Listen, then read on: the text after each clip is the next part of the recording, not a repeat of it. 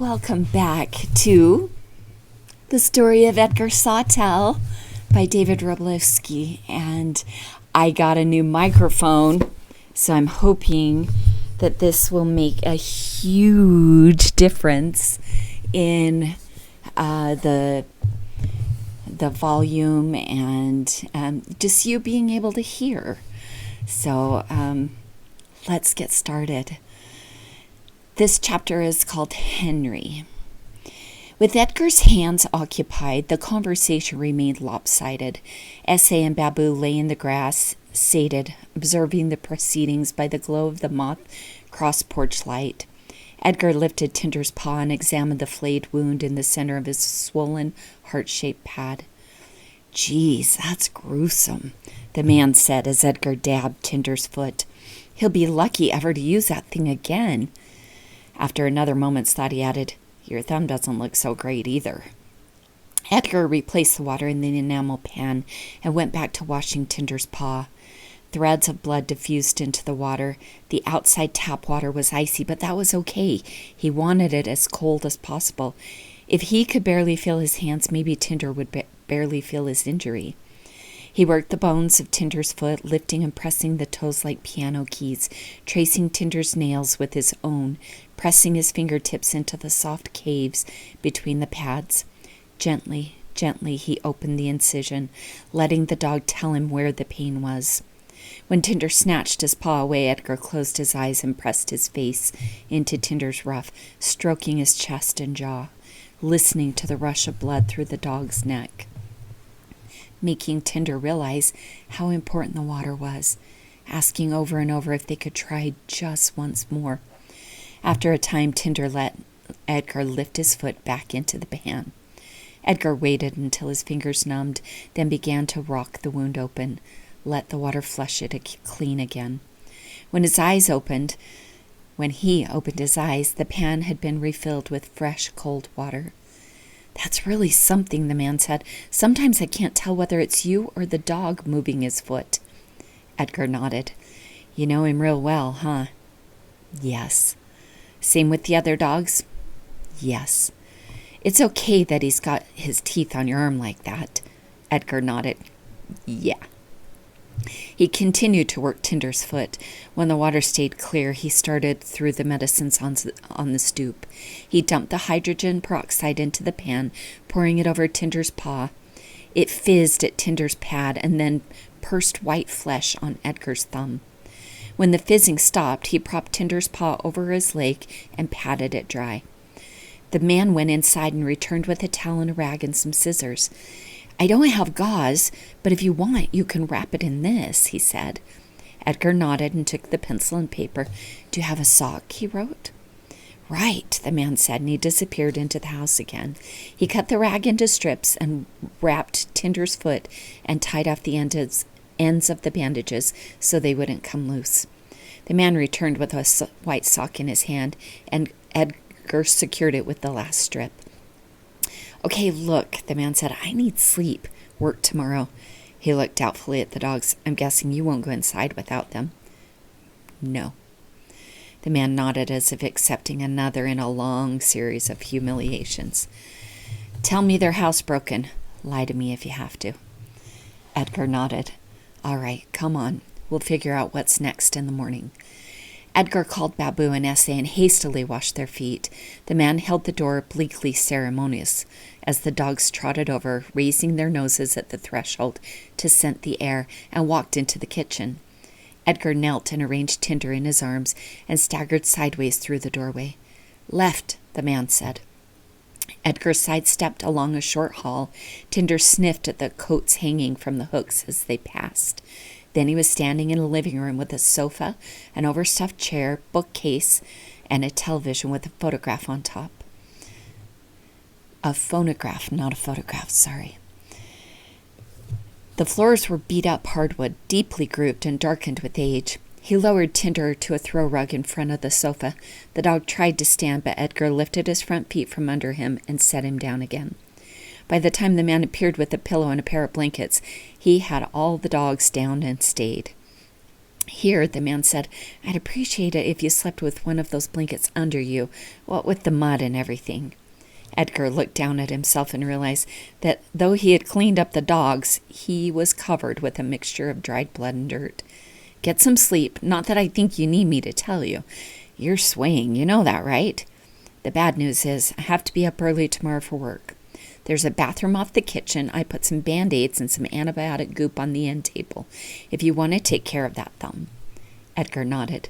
The man took another long look at the dogs. "When they start chewing on things, try to steer them over to that chair, would you?" He jerked his thumb at an overstuffed armchair in the corner. It was upholstered in orange and brown. Images of ducks were involved in the pattern. "I hate that chair," he said.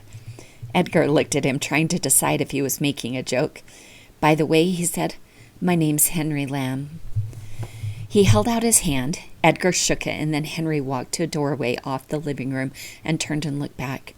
"I don't suppose you have people you want called? Family? Someone to come get you?" "No." "Yep," Henry grunted. "Had to ask." Edgar was too tired to wash up. He spread the blanket over the couch and lay down. His head ached with fatigue. His thumb just plain ached. He took the Band-Aids and slathered antibiotic ointment over the raw and puckered wound on his thumb. He was still trying to decide if he had the energy to turn out the light when a wave of exhaustion swept him away, the ointment and the Band-Aid wrappers still lying on his chest. The sofa should have been a rare pleasure. Instead, his sleep was plagued by absences.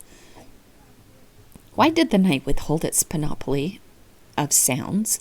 Where were the bodies of the dogs that warmed him in the dark?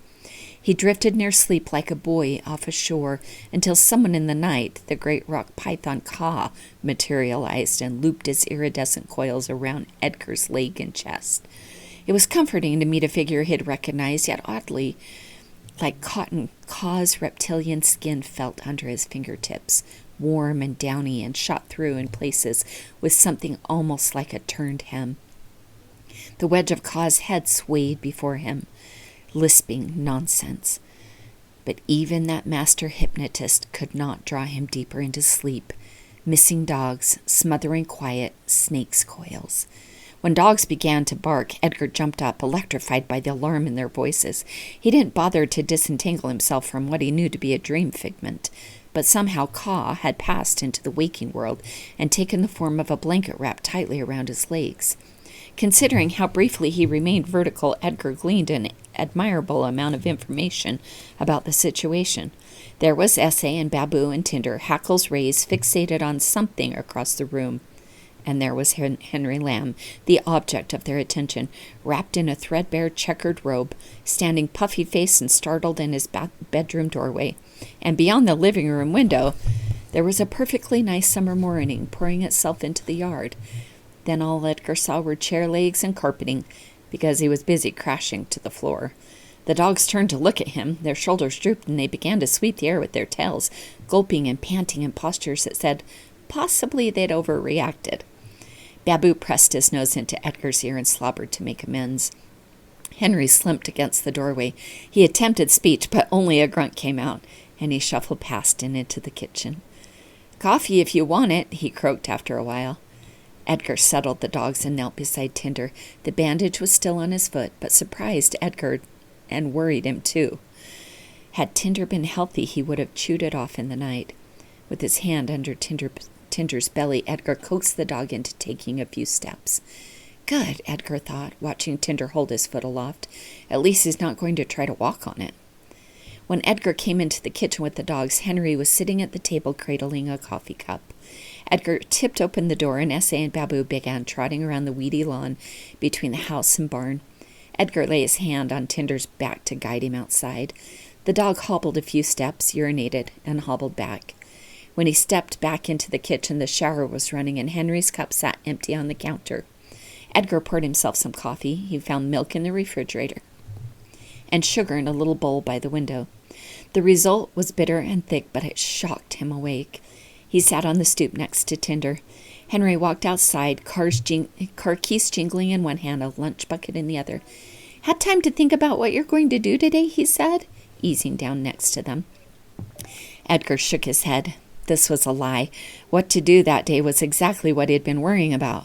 Watching Tinder and trying to guess how long his bandage would last if they started walking, or if Tinder could walk at all. "How's your dog?" Edgar shrugged. "Right, probably too soon to tell." They sat watching Essay and Babu. "Okay, here's the thing," Henry said. "While I was showering, I tried to figure what most people would do in my place. Like, what's the ordinary way to handle this? Call the police, I suppose. Tell them I've got a lost kid and 3 dogs on my hands. That's my first instinct, so I don't trust it. It doesn't show much imagination, you know?" Edgar nodded. "So I'm not going to do that. I mean, I don't think I'll do that." Henry turned to give Edgar a look, a meaningful look, though Edgar couldn't be sure exactly what its meaning was. It struck him again how there was something likable about the man's defeatist sincerity. Henry Lamb saw the world as filled with roadblocks and difficulties, or so it seemed. He conveyed somehow the impression that no bad news would surprise him, that every situation was a double bind waiting to be discovered. "Look," Henry said, "I'm telling you right now, I'm not trustworthy. I was once, but not anymore. No promises. Nowadays, I'm reckless and unpredictable." He said this without a hint of irony in his voice. Edgar blinked. "I'm going to leave the house unlocked. You can stay if you want. Give your dog's foot time to heal." Edgar nodded his head. They sat on the edge of the stoop and looked at the sunflowers. It was very early in the morning, and the sun was just preparing to slip over the horizon, but already their enormous dished heads were tipped eastward. "I don't suppose you're planning to rob me blind?" Edgar shook his head. "Well, what else could you say? But if I kick you out and lock the door, you could just put a rock through the window, so what good would that do? I've got to either trust you or call the police and take most of the day off to deal with that." He pushed himself to his feet with a grunt and walked to his car. Oops, sorry.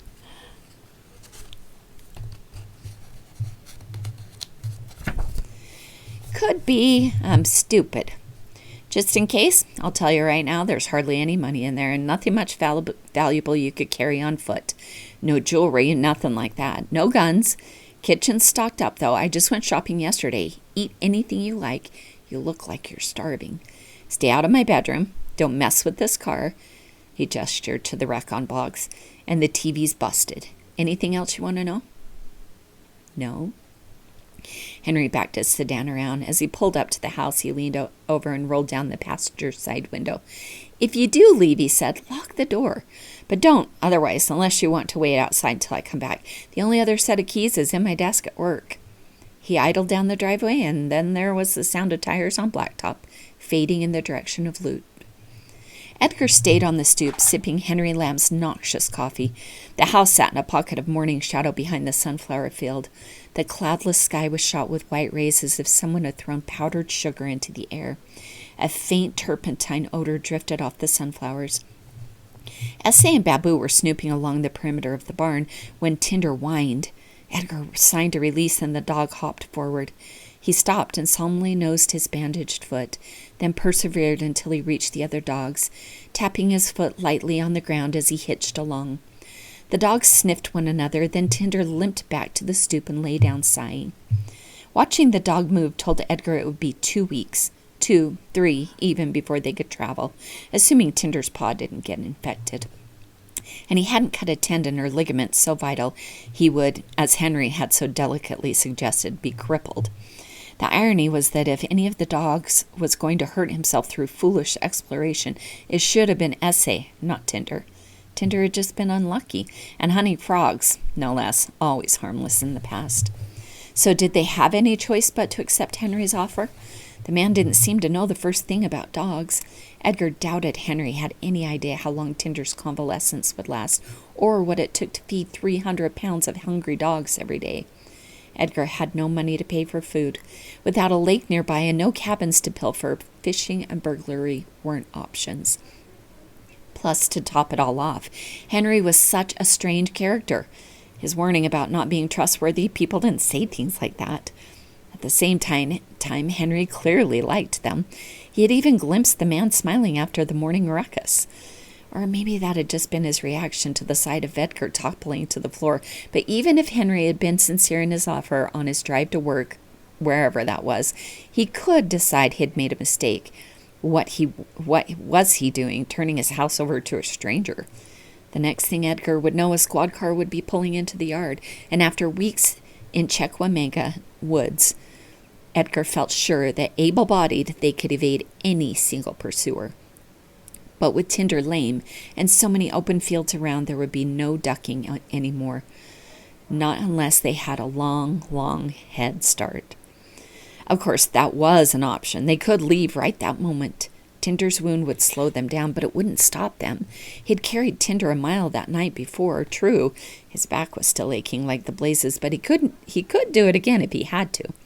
So what if they could go only a mile a day? A mile up the track from Henry's house was as good as the next county, for all anyone knew. And once they got to a lake, they could lay up for a long time. Until now, they depended on no one. It was the one plan he knew worked. He clapped Essay and Babu back and led them all into the house. He started the water running in the shower and stripped. As the small mirror over the sink fogged, he looked at himself, hawk-thin, face dotted with mosquito bites, hair bleached brown and hanging over his blue eyes. The weeks they'd spent fending for themselves had burned away the softness in him, and he looked like a sight hound, edgy and strung up tight. Also, he was filthy. The dirt on his sunburnt neck stopped somewhere around his shoulders. He fiddled with the temperature of the water and then stepped into the shower and pulled the white plastic curtain and lathered up. He let the steaming water course over his body. Despite his daily doses of off, every inch of his skin seemed to have been dinner for some horsefly, chigger, or mosquito. When the hot water was drained, he pushed back the curtain. Essay and Babu stood peering quizzically through the doorway. He smiled and grabbed a towel and brandished it like a toreador. After he dressed, he filled a bowl with Wheaties, milk, and honey and carried it with him as he looked around the house. The hallway was covered with pictures. An elderly couple posed before a studio backdrop. Henry's parents, he guessed. Some pajamaed children holding up toys beside a glittering Christmas tree. A younger Henry in the lobby of a large building next to his parents, a doubtful expression on his face. On the end table, he noticed a portrait of a cherubic woman, signed in a loopy swirl, Love, Belva. The television remained dark when Edgar switched it on, but there was a record player in working order. On the bookshelves, he found a stack of car repair manuals and some Bell System handbooks. It looked like Henry worked for the telephone company. The bedroom door was closed. He considered opening it, but everything in the house was somehow of a piece, and he could easily imagine the plain bed, the linens rumpled, but not too rumpled, the checkered bathrobe flung down, the dresser, the closet, more family pictures on the wall. Staying out of there was the only thing Henry had asked. He hadn't even asked him not to rob him, which they had already done, gluttonously and without a shred of remorse. Edgar walked back to the kitchen and rummaged. He poured 4 cans of beef stew into one bowl for Essay and Babu, and 2 cans of turkey and dumplings and into another for Tinder, and set the bowls out. While they ate, he peeled the Band-Aid off his thumb and inspected his wound. The cut was deep and ugly, but it was clean. He began rolling the sock off Tinder's foot. His mind's eye conjured the sight of Tinder thrashing on his back, spear of glass glinting both above and below. He hoped his imagination had made Tinder's injury worse than it was, that it might look benign by the light of day. It did not. A brown stain had formed on the dressings. Tinder licked at and pulled at the bandage as Edgar unwound it. With difficulty, he rolled the dog onto his side and turned his foot upward. The pad had swollen to twice its normal size. He forced himself to part the wound and was rewarded with a spine-tingling view of pink and gray meat and a glimpse of a white cord contracting. Then he had to stop, partly because his head was swimming and partly because Tinder yelped and yanked his foot away, licking it with long, slow swipes and looking reproachfully at Edgar. The enamel washpan sat on the counter. He filled it with warm water and metered out 4 drops of dish soap. Tinder threatened to revolt when Edgar sat it on the floor. Edgar wrapped his hand around Tinder's muzzle and looked him in the eye. "Get used to it," he signed. "We're going to do a lot of this." From their vantage point in the field, Edgar watched Henry's car stop beside the mailbox, then roll along the driveway.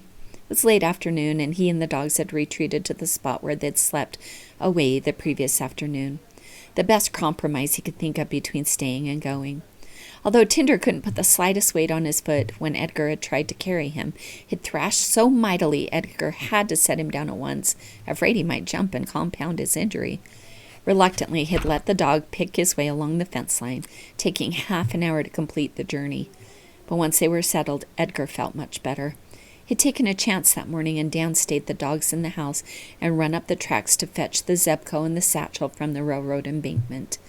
Now the fishing equipment was hidden amidst the sunflowers. In a few seconds, they could all be hidden amidst the sunflowers, even Tinder. Down below, Henry stepped out of his sedan, a bag of groceries under his arm and lunchbox in hand. He called out and opened the back door, then disappeared inside. They had left the house empty and unlocked, even without a note of thanks. It was rude, but he couldn't leave evidence that he and the dogs had been there, in case Henry arrived accompanied by, well, who knew what might tag along or follow a few minutes behind. Henry returned to the stoop, beer in hand. He looked around the yard. Edgar ducked, and when he raised his head again, Henry stood on the road, staring along the blacktop and shaking his head.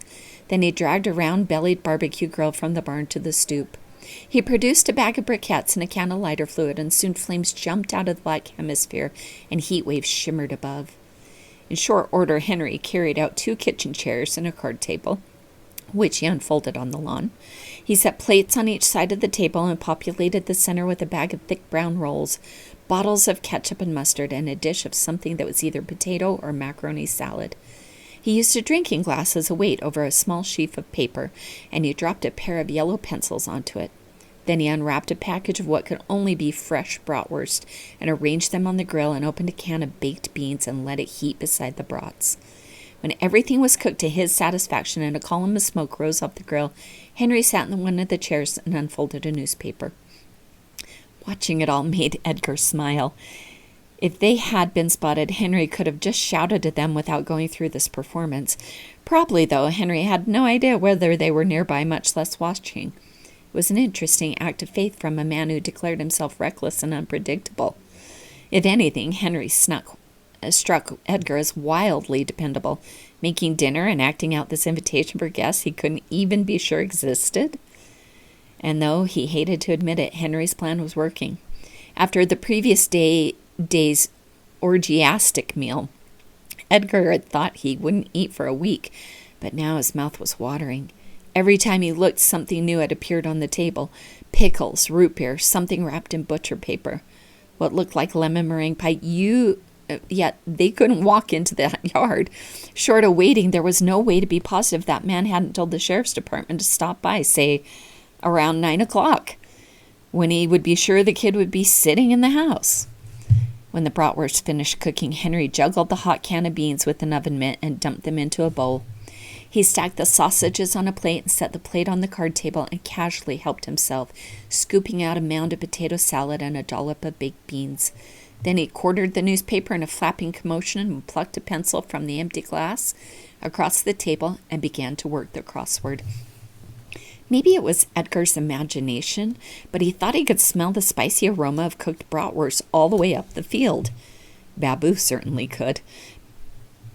He sidled up to Edgar and panted anxiously in his ear. Edgar smoothed his hand absently along the dog's top line.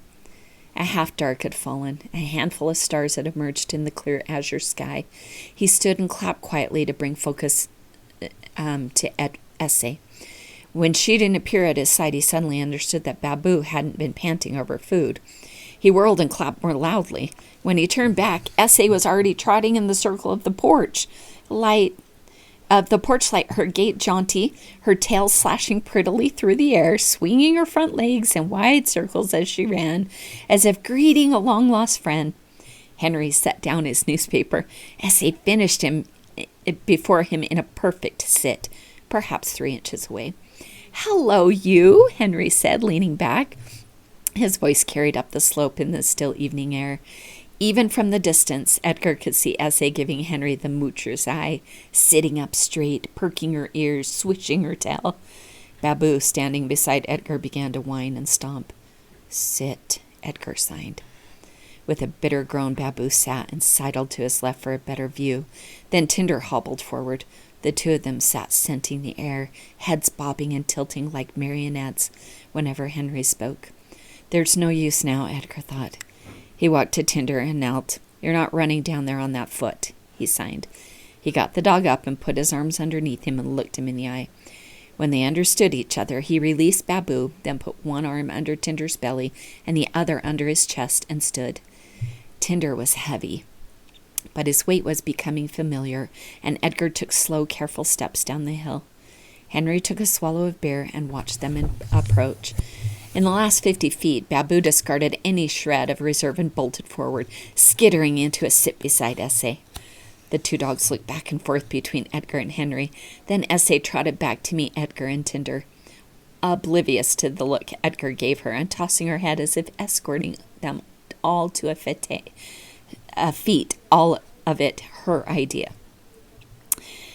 Tinder had been patient on the walk down, but now he began to wriggle in Edgar's arms. Edgar lowered him to the ground. The dog nuzzled Essay, then hopped across the grass. In a moment, Henry was ringed by dogs. Giving all his preparations, Edgar expected Henry to issue a cheerful invitation, but he didn't know Henry very well yet. "I thought you'd run off." Henry grunted, looking over the dogs' heads at him. He gestured toward the food. "Have a brat. I burned them pretty bad, but I guess they're better than nothing." After Edgar stuffed a brat into a bun and scooped potato salad onto his plate, Henry gestured toward the white parcel on the table. Edgar unwrapped it to find 3 large soup bones with shreds of raw red meat attached and plenty of marrow. "Guy at the meat locker told me these were good ones for dogs," he said. Edgar nodded. He offered the package to Henry so that he could hand them out, but Henry shook his head. "Thanks anyway, but I was planning on using all my fingers tomorrow," he said. By that time, the dogs had scented the bones and were waiting when Edgar crouched beside his chair. They trotted off to grind their teeth against the shanks and imagine, with unfocused gazes, the animal from which the bones had come. Then, as if Edgar's arrival weren't of the least interest, Henry returned to his crossword puzzle. Occasionally he sat back and tapped his pencil and looked into the dark, as lost in thought as the dogs. Finally he set the pencil down and opened a fresh beer. "Darn it," he said, "I need a 12-letter word meaning butterfly-like. Starts with L." Edgar looked at Henry. He picked up a pencil and wrote Lepidopteral and pushed the paper across the table. Henry turned back to the crossword. "Nice," he said. "What can you get for it? Let's see. 6-letter word for echo. Ends with RB." Edgar thought for a moment, and beneath his previous entry wrote reverb. Yep, that works again." Henry said, "Aha! Lentil!" he cried, and filled in another row. "One left. 8-letter word for formed of fire. Or light. Starts with E, ends with L." Edgar shook his head. "All right, forget it. I got close. Thanks for the help." He set the paper down, divided the pie into 6 slices, passed a plate, sliced to Edgar, then took one of his own. He pointed his fork at Tinder, who busily gnawed his soup bone. "How's that guy's foot?" he asked. "Bad," Edgar wrote, "swollen. His main problem is going to be infection. You know that, right?" "Yeah. You wash it out again today?" He held up 4 fingers. Henry nodded. "I'm not telling you anything you don't know, am I?" Edgar shrugged, not wanting to seem ungrateful. Henry ate a forkful of pie and looked at him. "I don't mean to pry," he said, "but it would make things a little easier if you told me your name." Edgar sat mortified while Henry finished his pie. In all his thinking and planning throughout the day, this was one detail that hadn't crossed his mind. He couldn't simply write his real name down. After years of naming pups, he thought it ought to be simple to come up with a name for himself. But he didn't have days or weeks to think this over. He tried to cover his confusion.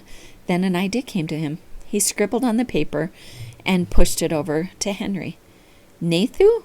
Henry said doubtfully. "You don't look much like a Nathu. Is that Indian or what?" "Call me Nat," Edgar wrote. Henry looked at him. "What do you call your dogs?" The words Essay, Babu, and Tinder appeared on the paper, and Henry repeated them, pointing to each of the dogs in return.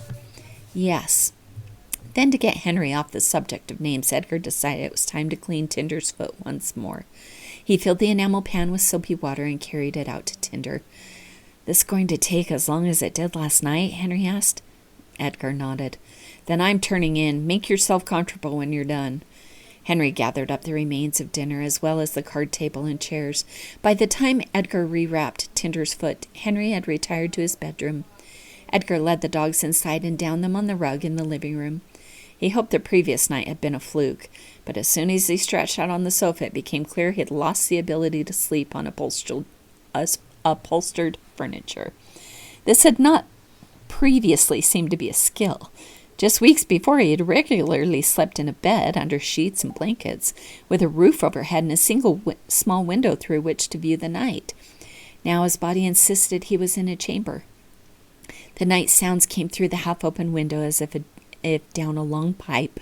The pliability of the sofa cushions felt all wrong, far more comfortable than twigs gouging his sides and bugs biting. But in the forest, he and the dogs had slept touching one another.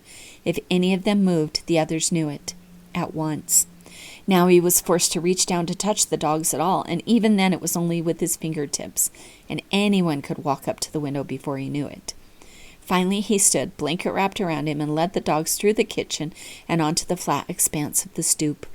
They bedded down in a tangle of canine and human limbs, with the house comfortably at their flanks, 8 eyes and 8 ears facing into the night. One by one the dogs exhaled deep sighs. Overhead, cool white stars arced in the black sky. The moon and the thin corona around the moon shone. It looked to him imperial, formed of light or fire, the word that would have completed the crossword puzzle. Why hadn't he wanted to tell Henry? He pondered that question while the night sounds eddied around them, but before an answer came, he had fallen asleep. Ordinary. Birdsong, scent of percolating coffee. Henry pushed open the screen door and looked at Edgar and the dogs lying curled and overlapped, and shook his head as if they were the most pitiful sight he had ever seen.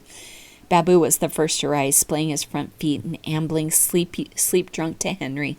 Edgar tightened his grip on Tinder and Essie, but they were awake and panting. Water rang through the pipes in the shower hissed. Edgar pushed himself up and walked into the kitchen and poured himself a cup of coffee and brought it back out on the stoop. Essie remembered her soup bone, which reminded the other dogs, and the sky brightened to the sound of 3 sets of teeth scraping bone. They barely looked up when Henry walked out. Lunch bucket in hand, he dropped a pair of canvas work gloves onto the porch beside Edgar. "Follow me," Henry said, and he walked to the shed and jiggled a bent bolt of a flap latch and threw open the doors. "Here's the deal. I want to park that car," he gestured at the rusting monolith on the cinder blocks, "in this shed." Viewed from the outside, Henry's shed was unremarkable, if slightly ramshackle. It measured maybe 15 feet wide and twice that deep. A windowless little structure with a peaked roof and sunblasted white paint. But inside lay a junkyard in miniature. It took Edgar a moment before he could make his eyes settle on any one thing. The walls were encrusted with hubcaps, spools of wire, license plates, ancient tire irons, handsaws, rakes, hose scythes, circular saw blades, and a menagerie of antique iron tools, rusted and strange. Coils of chain link lay heaped around the perimeter like petrified snakes. A length of rain gutter crumpled and folded, an unframed mirror footed by dusty, cracked sheets of plate glass. There was a stack of rusty buckets overflowing with doodads and piece parts. Off to one side, a crumbling pyramid of red bricks toppled by a thick rope, shedding fibrous creepers. Plywood sheets, delaminated like picture books fished out of a puddle. There were mounds of tires, stacks of newspaper, oatmealing in place, washpans haphazardly stacked, their enamel crazed like desert mud. A squat brown anvil. Toward the back, a cylindric wringer washer lurked, and what looked to be either a fire hydrant or part of a truck transmission. And all that was around the edges. At the center stood, or stooped, rather, an ancient hay wagon. It gave the impression of a broken-backed animal driven to the ground by its burden. 3 of its wheels had sprung out to the sides in expressions of shock and exasperation. Its front axle had buckled, tilting the fourth wheel inward, and the whole rotted platform melted diagonally back to front beneath a mountain of timber, shingles, door frames, rolls of barbed wire, and rust-red stanchions.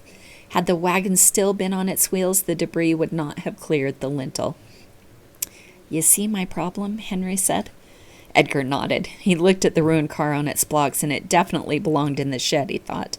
Then Henry laid out his plan. What to tackle first. What he wanted Edgar to avoid until both of them were there. It took him a long time to explain. There's a lot to do, and he instructed Edgar in detail. "Carhartt's in the closet when you get to the pokey stuff," he said, gesturing toward a nest of barbed wire. Then he took Edgar to the barn and showed him where he could find wire cutters and a wheelbarrow, and they walked back to the house. Edgar scribbled out a request for bandages, and Henry produced an old white bedsheet. They made a list of things he needed from town, and then Henry drove off. Babu and Essie had followed them to the shed and now stood peering into the kitchen through the screen door. Tinder had joined them, standing on 3 legs. He met Edgar's gaze with a glint of defiance. Unless Edgar wanted to hold him down, his look said he was going to start moving. "First we clean that foot," Edgar signed. Tinder's wound oozed a gray-green pus, odorless but nonetheless frightening. The sight made beads of sweat wick into the hair all over Edgar's scalp. He pressed the back of his hand to the injured pad. It was not overly hot. He began to work in the water too roughly, and Tinder yelped and jerked his paw away. "I'm sorry," Edgar sighed, "but we can't stop yet." He sat with his hand out. In time, Tinder offered Edgar his dripping paw, and the next time he went slower. Afterward, he washed the old bandages in the sink and strung them to dry on the clothesline. Tinder began to chew the new dressing. "Stop it," Edgar signed. He put the soup bone in front of Tinder and returned to the clothesline. Out of the corner of his eye, he saw Tinder return to the bandages, and he walked back and stopped him again. "We can just do this all day if you want," he signed. He counted back in his mind 3 days since he and the dogs had been through drills.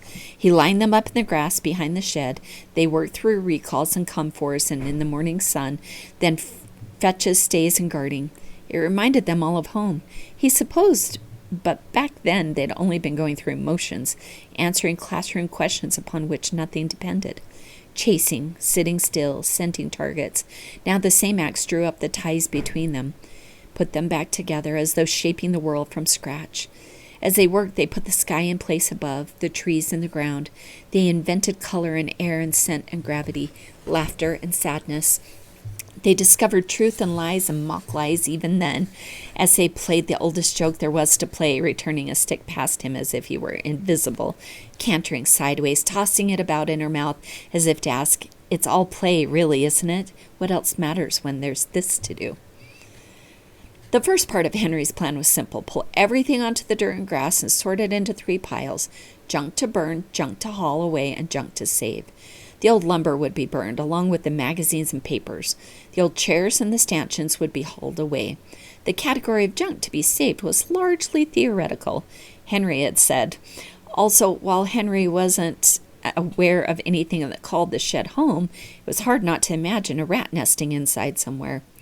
Edgar picked out a whacking stick, and before he moved anything big, he wailed on it. A lone garter snake had slithered from behind the plywood, but so far that was it.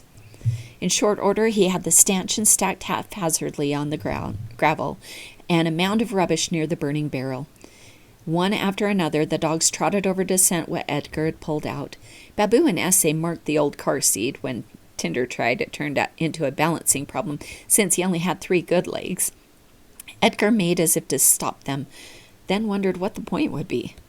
At noon, he doled out scraps to the dogs and soaked Tinder's foot again, rewrapping it with dry bandages from the clothesline. There was the sound of a car passing along the road, and out of habit he glanced up to locate the dogs, but there was no real reason for concern. Babu and Tinder were sleeping in the shade. Essie had selected a spot on the sun from which she could follow his progress. All of them were concealed behind the house. He briefly reconsidered starting down the railroad tracks, then rejected the idea again. Besides the difficulty of traveling with Tinder and the hydrogen peroxide and other supplies that Henry would be bringing back that evening, Edgar had made a deal with Henry, and he already felt more than a twinge of guilt over having burglarized the man. He didn't want to renege. Cleaning out his shed seemed like a small repayment. Edgar walked back to the shed, letting his mind wander as he worked. Each time he salvaged something interesting, a puckered, moldy globe or an apple masher with a broken wooden handle, he turned it over in his hands, brushing away the dirt and dust and cobwebs. He wondered about whoever had built the place, how many summers he had clamped that contraption to his kitchen table and worked the now cracked handle, squashing apple after apple, levering the burst pulp out of the cylinder, straining the juice through cheesecloth. Did the house smell like cider the next morning? Did hornets collect on the window screen as he worked? He couldn't have pinpointed when. Exactly, he knew he wasn't alone. He'd been working slowly, passing in and out of reverie, when his neck hairs began to prickle as if a rivulet of sweat had been reduced there to salt by the wind. A sensation that at first meant nothing to him. The second time it happened, he glimpsed from the corner of his eye a figure standing in the depths of the shed. And he stumbled backward into the sunshine and stared into the gray morass of shadow. He looked at the dog sprawled about the yard, and he walked around the shed, keeping a good distance away from it. There were no windows to look through, and all he could do was trace the runs of clapboard with their paint peeling off like thin, irregular patches of birch bark. When he had come full circle, he stood outside the doorway and shielded his eyes and peered inside. He could see the outline of the old wagon and the rubbish mounded over it, but that was all. He tipped his whacking stick into the corner just inside the door, and he leaned in and snatched it and rapped the wooden door frame. After a while, he walked back inside and beat the pile of stanchions until a cloud of orange rust dust filled the shed. All else lay inert. He stood nodding to himself, and when he turned, the dogs were lined up in the doorway looking at him. "Good idea," he sighed. "Down. Watch me." After the dogs were settled, he went cautiously back to work. The next time he felt the prickle along the back of his neck, he forced himself to look at the dogs first. Only Babu was still awake, lying, panting, and unalarmed in the sun. Edgar let his gaze drift toward the rear of the shed. The figure seen from the corner of his eye was there, yet when he turned to face it squarely, it was not. He compiled an impression bit by bit, a slump-shouldered old fellow, with a farmer's thick arm and a broad belly. He wore blue jeans and a grease-stained T-shirt, and a feed store cap rested high on his graying head of hair. When the man finally spoke, his voice was low, almost a whisper, and he pronounced words with an accent Edgar recognized from many hours spent listening to old farmers at the feed store who said "da" for "the" and "dare" for "there." It was the wife, the man said. Nothing could go to waste. Everything had to be saved. Edgar, wary of what had happened the last time he had looked, forced himself to concentrate on wrenching a pair of car wheels free. "She wanted to keep every god-darn thing in case we needed it for parts," the man said. "I could have used this shed for better, I'll tell you that. I ended up having to put all this real machinery over to the neighbors." Edgar stacked the wheels one atop the other and knelt and began sorting through some smaller items to keep his eyes on his hands. "Take that coal furnace there." Edgar ventured a glance toward a hulking metal form behind the wagon. He didn't dare examine it too closely, for he could feel his gaze drawn toward the old farmer. But it certainly looked like it had once been a furnace. Until that moment, he had only noticed something round and metal and riveted. "We put that into the basement before we even laid the first floorboards. God, it was so big. Took 3 of us all morning, rained cats and dogs the whole time. That wasn't so bad, though. Getting it out was lots worse. Had to bust it into pieces with a sledgehammer. Make sure and save that, she says. You never know." From the corner of his eye, Edgar saw the man shake his head. "I can't tell you how many tons of coal I shoveled into that thing. Got so I was pretty fond of it. Called it Carl.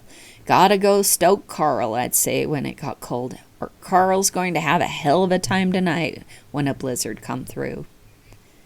"How long did you live here?" Edgar sighed, but he let himself look. Once again, there was no one there.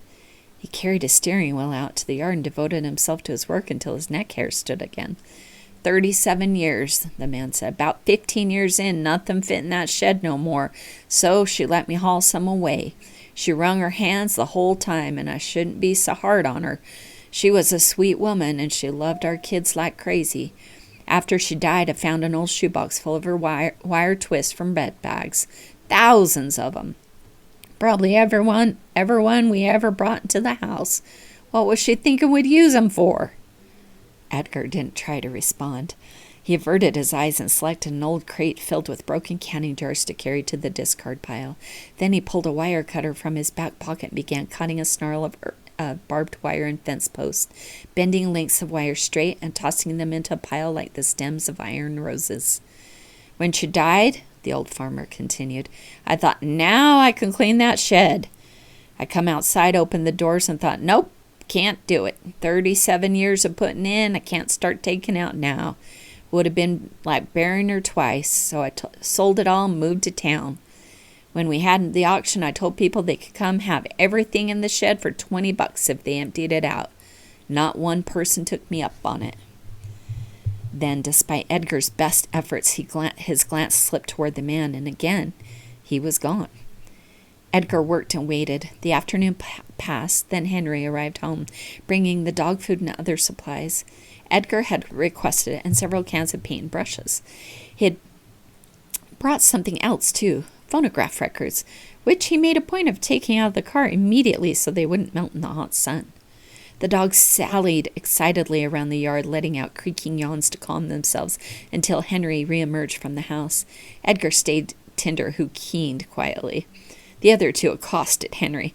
The man hadn't been around many dogs. That much was obvious. He stood watching, arms in the air like someone wading in a pool. When Babu sat in front of him, rather than scratching behind the dog's ears or stroking rough, to everyone's surprise, Henry gripped him by the muzzle and shook it like a hand. The gesture was well meant, and possibly Henry even thought the dog liked it. Babu lowered his head tolerantly and cast a sidelong glance Edgar's way. Essie, having witnessed Babu's fate, danced skittishly away when her turn came. Finally, Henry walked over and patted Tinder's head open-handedly, as if tamping down a stubborn cowlick. He sized up the debris piles, which had grown impressively over the course of the day, and walked to the shed and looked in. "Jesus," Henry said, "there's just as much here as when you started." This was Edgar's sentiment exactly, and he was relieved to hear Henry confirm it. He started to put the work gloves back on, but Henry interrupted him. "That's enough for one day," he said. "If you keep at it any longer, I'll feel obligated to help." Edgar pulled the shed doors closed and dropped the bent bolt back into the rusty latch. They walked together to Henry's car. Henry fished 2 sweating six-packs from the floor of the passenger side. In the back seat lay a 40-pound sack of dog food. Edgar slung it over his shoulder and carried it to the stoop, and he sat and fed the dogs straight from the bag, cupping the kibble in his hands.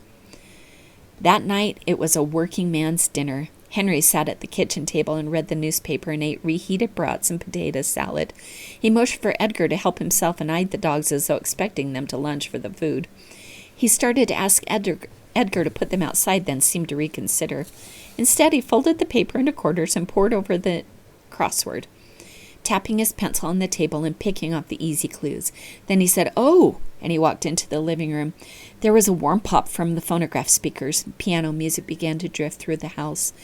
"They call this one the Goldberg Variation," he said when he returned. He was holding a battered album cover in one hand. He looked at it again and with self-conscious precision corrected himself. "Variations." He took up the crossword puzzle again, shifting and fidgeting and touching his forehead, as if perturbed by the sound of the piano.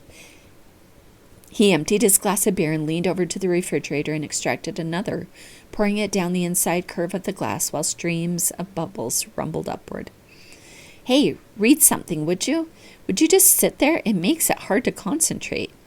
He didn't sound angry, just a little dejected. "There's magazines and books in the living room." Edgar took the dogs outside and began grooming them using the pin brush Henry had bought. It was a cheap plastic brush, but it was better than he could do with his fingers, which were all he had had to work with for weeks. The dogs' undercoats were terribly matted. Twilight had ended, but the kitchen window cast enough light. He worked Essay's tail until she grew impatient, then moved to Tinder and Babu, and then back to Essay. The piano music drifted out the screen door, and when it stopped, scratchily, he listened to Henry's footstep pass through the living room. In a minute, a new melody began. Henry walked out onto the porch, paper and pencil in one hand, beer glass in the other, and sat with his back against the white clapboards. Babu walked over to him. Henry tentatively pressed his fingers into the fur under Babu's jaw, attempting to scratch without getting slobber on his fingers. Babu endured it for a moment, then turned his head so that Henry's hand slid behind his ear and began to push back against Henry's finger. Nat, Henry said, what's a 10-letter word for augments vision? Starts and ends with S. He slid the paper over to Edgar. 23 down. Edgar glanced at the crossword puzzle and set down the brush and penciled in spectacles and pushed the paper back. Right, Henry said. Should have got that. He held his beer up to the porch light and looked through it. Spectacles, he repeated pensively, as if the idea of spectacles had just occurred to him. He tipped his head back against the house. When he stopped scratching Babu, the dog nosed Henry's hand and laid a paw on his leg. Watch it, Edgar signed at him. Babu withdrew his foot. You know, Henry said, it's probably hard to tell, but I've never had a dog. Not even when I was a kid. Lots of cats, 3, 4 at a time. My best friend in elementary school had a little spotted dog named Bouncer, maybe a 20-pounder or so, pretty smart. He could balance stuff on his nose. He'd follow us everywhere. But these dogs are something else. I mean, the way they look at you and all. They sat in silence for a while. The light from the kitchen was skewed across the board of the stoop. You had them all their lives? Yes. You trained them? Yes. How's that one? Tinder, how's Tinder's foot? Edgar was working the myriad tangles in Essay's tail, and she wasn't enjoying it. When he set the brush down and released her, she leapt and circled, examining her priceless appendage, then bounded over to Henry and Babu and nosed them both. Edgar joined them. He unwrapped Tinder's bandage and held his paw up to the light.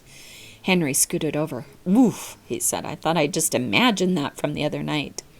Edgar fetched the rags and the pan and a bottle of hydrogen peroxide. That's the biggest bottle I could find. You could probably stretch it if you soak a rag and dab, Henry said. Edgar nodded, and he reached over to the paper.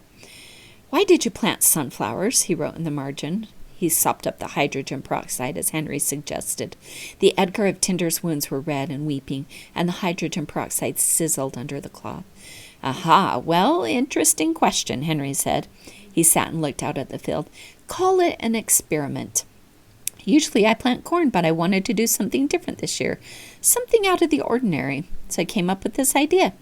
Further south, sunflower isn't so uncommon, you know, but you don't see it here much. When Tinder's foot was as clean as it could get, Edgar retrieved the tattered bandages from the clothesline. Does it pay better than corn? He wrote. Not really, Henry said, but I don't care. 50 cents a pound for the seed. I could make more money with corn, but not so much more. He looked out at the field and frowned. I'm not sure how you harvest it, though. It'll take forever to do it by hand. The man who harvested the corn last year thought he could get a special attachment for his combine. Then again, I might just let them sit there if they look nice. It all depends. Of course, nothing's more depressing than a field full of dead sunflowers. He drank his beer and looked out at the stars. You haven't been able to talk for a long time, huh? With the hand signs and everything. Edgar shook his head. Was there an accident or something, if you don't mind me asking, I mean? I was born this way, he wrote. The doctors don't know why. Then he shrugged and wrote, Thank you for buying dog food. Henry looked at the pile of debris. What a god-awful mess, he said, and he turned his gaze to the car on the blocks. I appreciate the help. I need to get that heap out of the rain before it rusts to pieces. I ought to just sell it, you know. He stared at the car and produced another bottle of beer from somewhere. I just can't part with it, he said. Edgar nodded, and he slipped a fresh sock onto Tinder's foot and tied it up again, using his forefinger to warn the dog from chewing. Tinder broke into a pant, as if amazed Edgar had read his mind. Nat, Henry said, have you ever been called ordinary? Edgar looked at him. You know, ordinary, just ordinary. I bet no one's ever accused you of that. No, Edgar looked at him, not that I remember. Yeah, I wouldn't think so. Running around with trained circus dogs or whatever. Jesus. Want to know something ridiculous? I have. By my own fiancé. Ex-fiancé. We were going to get married in March, and then from out of nowhere she called it off. Said she loved me, even, but she'd decided I was too ordinary and that over the years it would destroy our marriage. Ordinary looking or what? I said, no, just all around ordinary. She said, ordinary and just the way you do things. Ordinary in what you see and think and say, just ordinary. Once she got that idea in her head, she said she couldn't shake it. Every time she looked at me, she felt love and she felt ordinariness at the same time. He took a big swallow of beer. Now I ask you, does that make sense? Edgar shook his head. The fact was, it didn't make sense to him. He loved ordinary things, ordinary days, ordinary work. Even as Henry spoke, he felt a pang over the routine of the kennel. And if that couldn't be called ordinary, what could? Besides, while Henry didn't strike him as being highly unusual, he didn't see any reason that should be an offense. Or for that matter, what it would even mean to be called ordinary. Darn right it doesn't, Henry declared in a sudden burst of indignation. Then he wilted. She had a point, though. I mean, what exactly have I done out of the ordinary? Every day I go down to the central office, and at the end of the day I come home. Have a house like everyone else. I plant a crop in the field and harvest it every fall. Have a car on blocks that I tinker with. I like to fish. What is ordinary about that? Is she ordinary? Edgar wrote. Henry looked at Edgar as if he hadn't considered the question before. Well, I guess you might not pick Belva out of the crowd walking down the street, but she's pretty unusual once you get to know her. For instance, one of her eyes is blue, the other is brown. So that puts her out of the ordinary right there. Also, she's an atheist. She says if there is a God, both her eyes would be the same color. Myself, I believe in God, but I just don't want to lose an entire morning at church. I figure God doesn't care whether you worship in the church or on your drive to work. Belva says she doesn't count that doesn't count as being either an atheist or a believer. That's just lazy. Do you believe in ghosts? Wouldn't surprise me, Henry said, as if this confirmed his darkest suspicions, but he wanted to talk about Belva. It was as though he could picture her right then in front of him. You should see her ankles. Gorgeous, delicate ankles. Ankles like the ones on statues. We were engaged for 2 years. He heaved a sigh. She's dating some guy at the bank. Has anything out of the ordinary happened to you? Not that I know of, Henry said. Actually, he moaned this. Then he snapped his fingers. No, wait. You want to know the most unusual thing that ever happened to me? One time last year, I went to the supermarket, middle of the day, hardly anyone there, going down the aisle, buying milk and soup and potatoes, and I remember, I need bread. So I go to the bread aisle. There's loaves and loaves of bread sitting on the shelves at the far end of the aisle. I start pushing my cart toward the bread. And what do you think happens? Edgar shrugged. That's right. You don't know, he said, because it's not ordinary. What happens is, before I reach the end of the aisle, one of the loaves sort of unsquashes itself and falls to the floor. Nobody touched it. It just stretches itself out like an accordion, and there it went. Plop. I pick up the loaf, put it back on the shelf. Then I push over to the condiments. Now there's the unordinary part. I'm heading to check out, and I turn down the bread aisle again. And what do I hear from behind me? He gave Edgar an insignificant look. A significant look. What? Edgar signed, though it probably could have guessed. Plop. That's right. I turned around, and there was this very same loaf of bread lying on the floor. What'd you do? I'm not an idiot. I bought it, of course. Put my regular brand back. Was it better? Same difference, Henry said, shrugging. I switched back the next week. He took a long swallow of beer. So there you have it. That's the peak, the apex, the apogee. That's the exotic life that Belva turned down. That doesn't happen to everybody, Edgar wrote. Henry shrugged. It would be great to see a UFO, but I don't think that's going to happen. Then the piano music began to skip, and Henry walked inside to fix the record. Babu went to the door and watched through the screen. Babu, it seemed, had come to some sort of decision about Henry. Edgar had been noticing it all night. When Henry was seated again, Babu stood next to him, eye to eye, and waited until Henry discovered that he needed to be scratched under the chin or on the top of the head or across his back just in front of his tail. Even sober, Henry might not have been aware of how deftly Babu placed Henry's hand where he wanted to be scratched. Henry leaned his head back against the house and after a time fell asleep, mumbling. Edgar and the dogs were left looking into the summer night. The music reminded Edgar of New Year's Eve, so long past when he had danced with his mother, how his father had cut in and how the two of them had swayed by the lights of the Christmas tree, how he had stolen curds to give these same dogs to celebrate. Back then, he had hardly known them, he thought. Then the piano music ended and Henry jerked away. Now, suppose I joined the Navy, he said, vehemently replying to some argument in his dreams. I sell off somewhere, Burma. After a while, I stopped being ordinary. Okay, but how's Belva gonna know? That's the problem. I have to stop being ordinary right here and loot. He leaned forward and looked blearily at Edgar. Then he must have understood what had happened because he stood and heaved a dramatic yawn. Okay, he said, that's it. I'm done. Edgar and the dogs followed Henry into the house. Henry might have been amused to find them sleeping on the porch one morning, but he didn't want to try the man's patience. When he came into the living room, the dogs had already curled up on the throw rug. He turned off the light at the end of the table and hung his arm off the sofa and laid a hand on Tinder. In the dark, he thought about the old man in the shed.